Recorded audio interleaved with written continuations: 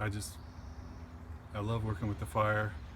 I love the glowing metal. You know, I love hammering it.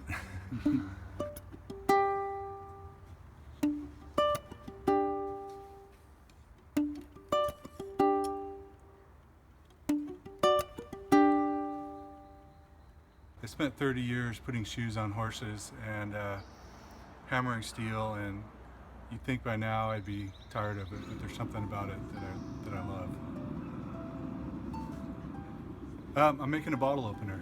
I was just out here making things one day, and I started shaping a piece of 1/4-inch square stock, and I thought, this looks like a bottle opener, so that's how the whole thing got started.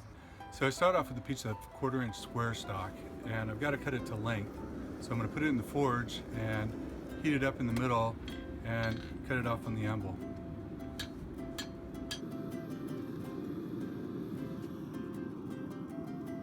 Okay, right here I'm flattening the end. This is going to become the part that hooks under the bottle cap. And then I'm going to roll it over, and I have to get it just right. If it's got too much of a hook in it, it will hook the glass and break a piece of glass off when you open the bottle. If it's not hooked enough, it won't hook the bottle cap well enough to pull the cap off. Now I'm going to put the hook in the end of the bottle opener. What I've got to do is cool down the tip so I don't crush the tip first, and then I'm going to bend it over the anvil.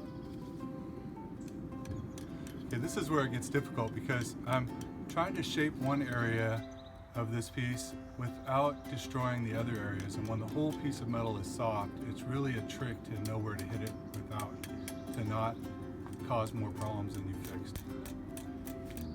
Now I'm going to finish the curl and straighten it out a little bit.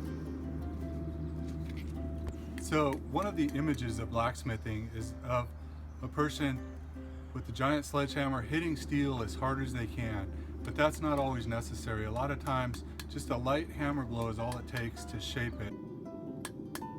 Okay, so now I'm going to put the twist in it and give it a little bit of character with a special tool I've made to grab the iron while it's hot.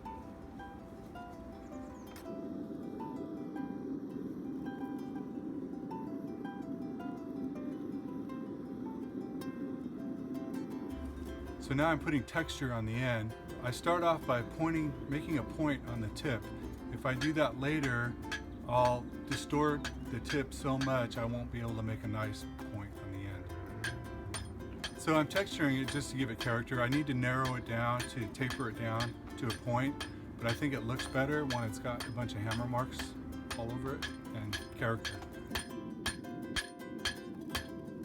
Okay, now I'm going to bring the piece out, bend it over into a U shape, and start the process of wrapping the end around itself.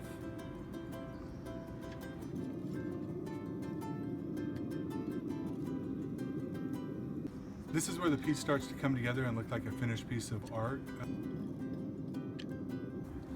So this is a good example of not wanting to hit it too hard. I need to finish shaping the loop on the back, but I don't want the middle to bend, so I'm going to cool it down and then hammer on just the loop in the back.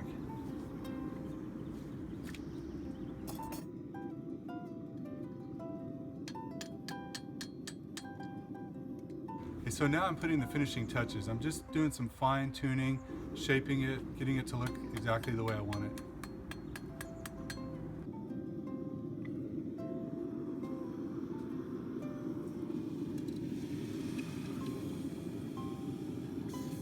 So here's the finished product. I've polished this and blued it a little bit and then put a clear coat over it just to preserve it.